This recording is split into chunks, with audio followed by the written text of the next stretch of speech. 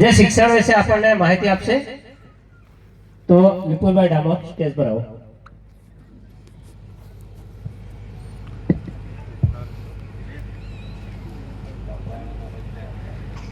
ભારત આ દેશના ધૂળમૂળના ધણી મૂળ માલિકાઓ અને મારા યુવાન ક્રાંતિકારી યોદ્ધાઓને મારા જોહાર. બોલો ભારત પિતા કી જય, ભારત પિતા કી જય, જય જોહાર, જય જોહાર. આજ રોજ ગરડ મુકામે જ્યારે આદિવાસી મહાચિંતન શિબિરનું જ્યારે આયોજન થઈ રહ્યું છે, આ નિમિત્તે આપણા ક્રાંતિકારીઓ જે આપણા શહીદ થઈ ગયા છે, આપણા પૂર્વજોને મારા સત નમન, જોહાર, વંદન અને પ્રણામ કરું છું. સૌપ્રથમ આ ગરાડુ ગામની પવિત્ર અને પાવન ધરા પર હું નતમસ્તક વંદન અને પ્રણામ અને જોહાર કરું છું. વક્તાઓ પણ ઘણા છે, સમયની મર્યાદા છે અને શિક્ષણનો મુદ્દો જ્યારે મને આપ્યો છે,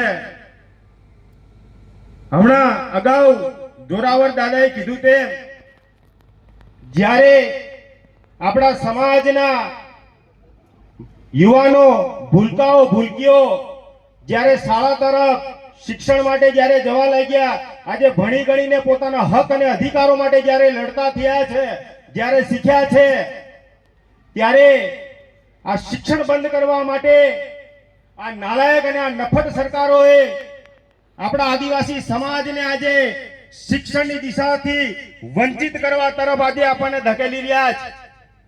આજે દિવસે ને દિવસે પ્રાઇવેટાઇઝેશન આજે પ્રમોશન જ્યારે આ લોકો પ્રમોટ કરી રહ્યા છે, આજે આપણા આદિવાસી સમાજ હજી એટલો સક્ષમ કે આર્થિક રીતે સદ્ધર નથી થયો કે પોતાના બાળકોને ઉચ્ચ કક્ષાનું શિક્ષણ પ્રાઇવેટ શાળાઓમાં અપાવી શકે, કારણ કે આપણા સમાજની આર્થિક રીતે ઘણી બધી વિડંબનાઓ છે.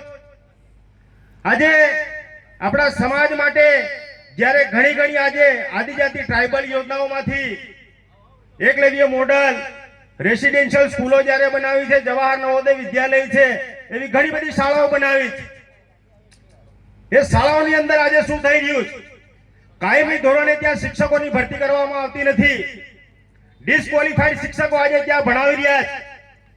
ત્યાં તેમને રહેવા, ખાવા, પીવા માટેની ઉત્તમ પ્રકારની ભૌતિક સુખ સુવિધાઓ પૂરી પાડવામાં આવે છે, પણ શિક્ષણના નામે શૂન્ય. આના માટે પણ મિત્રો આપણે લડવું પડશે. આજે એક મારા સાથી મિત્ર છે, વરિષ્ઠ છે, એક વૈજ્ઞાનિક પણ છે.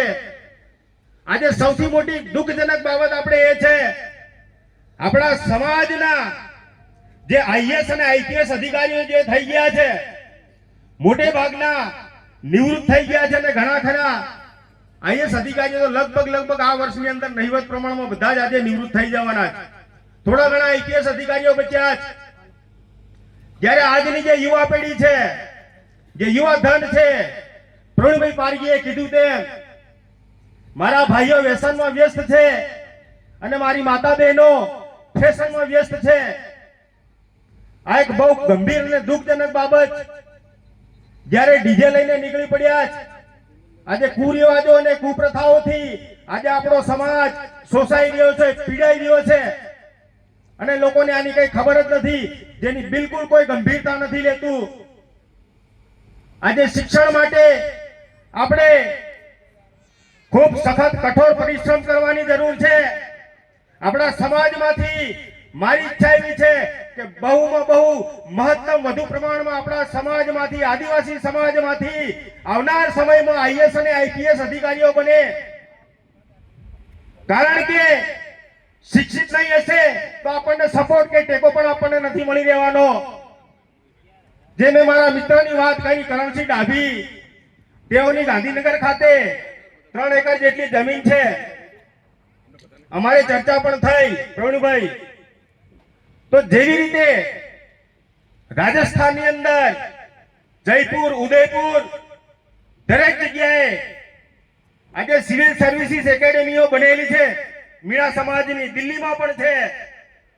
આપણે પણ આવી એકેડેમી કેમ ન બનાવી શકીએ? આજે થોડા સમય પહેલા આપણા સમાજનું આપણે એક અનમોલ રત્ન આજે ગુમાવ્યું છે.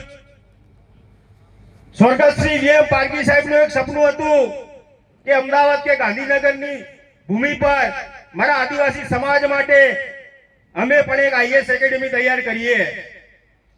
તો મિત્રો, દોસ્તો, એ પારકી સાહેબનું સપનું જે છે એ સપનું પૂરું કરવાની આપણી નૈતિક ફરજ અને જવાબદારી છે.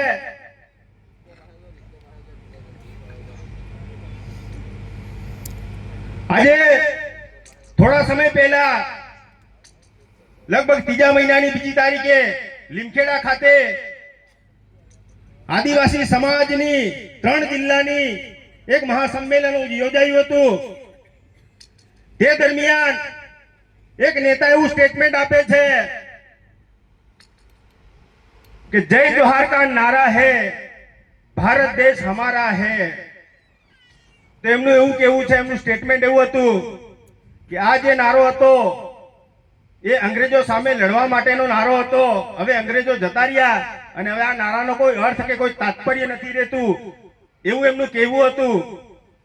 તો દોસ્તો, આ મંચના માધ્યમ થકી હું એમને કહેવા માંગુ છું કે ભલે પીએચડી થઈ ગયા, ડોક્ટરેટ થઈ ગયા, પણ આદિવાસી ભીલોનો લગભગ એમને ઇતિહાસ આજ દિન સુધી વાંચ્યો એવું મને લાગતું નથી.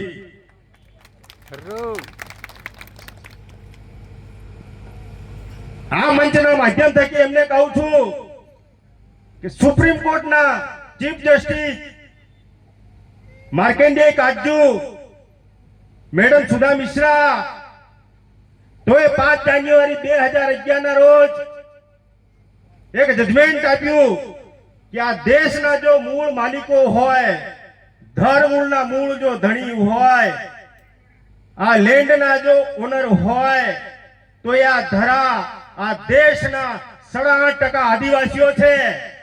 આ મારો અવાજ આ ગરવની ધરતી પરથી કેબિનેટમાં જઈને મંત્રી સુધીના કાન સુધી પહોંચે એવી મારી આશા છે.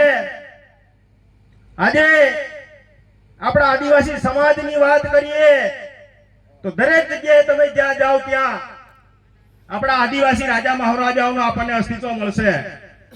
બધા જાણે જ છે. તેમ છતાં 1 મિનિટ લઈને રિપીટ કરું.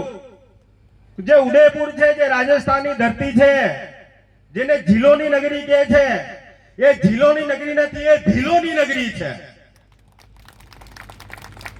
અને ત્યાંના રાજા ભીલ રાજા ઉદા ખાડીના નામ પરથી ઉદયપુર સામ્રાજ્યનું નામ પડેલ હતું. ત્યારબાદ ત્યાંથી આપણે આ બાજુ આવીએ તો ડુંગરપુરના મહારાજા ડુંગરિયા ભરંડા, ત્યાંથી ઈસવીસન 6મી સદીમાં આવીએ તો અમદાવાદના રાજા આશા ભીલ, આજે પણ ત્યાં જગ્યા છે આશા ભીલના ટેકરા તરીકે જગ્યા ઓળખાય છે. એવી જ રીતે મેઘરજના મેઘજી ડામોર, ચાંપાનેરના ચાંપા ભીલ, અલીરાજપુરના આલિયા ભીલ, આપણા ઝાલોદના ઝાલા વસૈયા, લીવડીના લીંબા પરમાર, અલીરાજપુરનો આલિયો ભીલ, ઝાપાનો ઝાપો ભીલ ભૂરિયો, રતલામનો રત્નો ડામોર, એવી જ રીતે કુશલગઢનો કુશલો કટારો, વાસવાડાના વાસીઓ ભીલ, કોટાના કોટિયા ભીલ. એવી રીતે તમે ગમે ત્યાંની ધરતી ઉપર આ ધરા ઉપર જાઓ તો તમને અસ્તિત્વ જો મળશે તો માત્ર ને માત્ર આદિવાસીનું જ મળશે.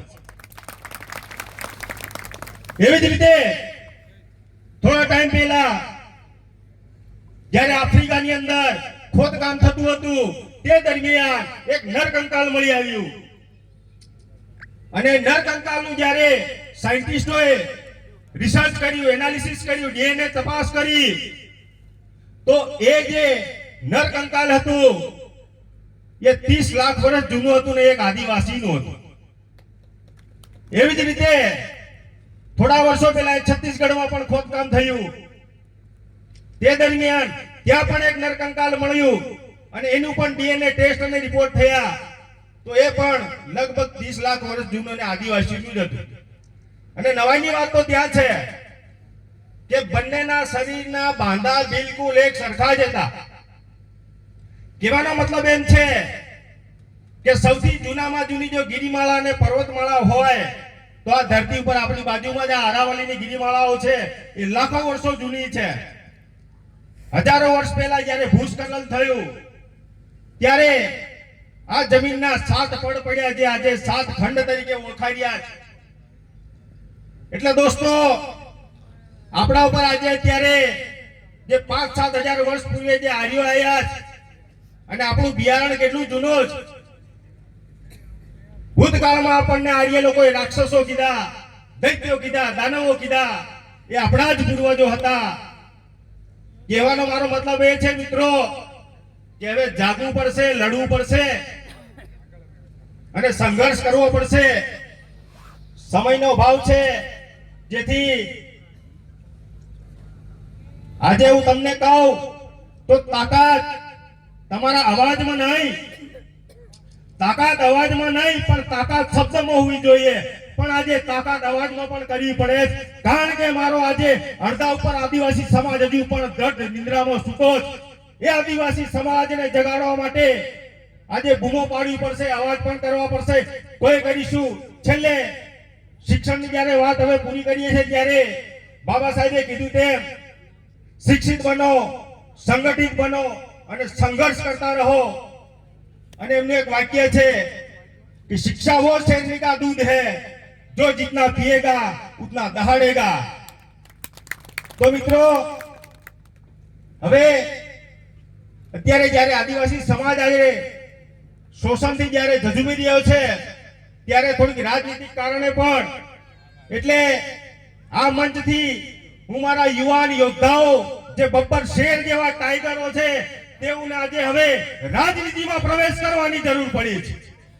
દરેક જગ્યાએ નાના મોટા ઇલેક્શનો હોય, તમે યુવાનોને ચૂંટીને મોકલો, આપોઆપ તમારા કામ થશે. જીવતા જાગતા ઉદાહરણ આપણે જોઈએ જ છે. જેવી રીતે રાજકુમાર રોજજી છે, ચૈતરભાઈ વસાવા છે, આનંદભાઈ પટેલ છે. તો આવા યુવાન અને યોદ્ધાઓ જેવા આપણે નેતાઓ તૈયાર કરવાની જરૂર છે. તો સમાજની જે સમસ્યા છે એ ઓટોમેટિક એ સમસ્યાનું સમાધાન થઈ જશે. આટલી વાત કહી મારી વાણીને વિરામ આપું. જોહાર. જય આદિવાસી, જય ભીલ, જય સંવિધાન. બોલો ભારત पिता की जय हो, भारत पिता की जय. जय जोहार का नारा है, भारत देश हमारा है, और जय जोहार का नारा है, भारत देश हमारा है. लड़ेंगे जीतेंगे, लड़ेंगे जीतेंगे. जोहार. ખૂબ ખૂબ ધન્યવાદ વિપુલભાઈ ડામરનો. હવે બીસીસી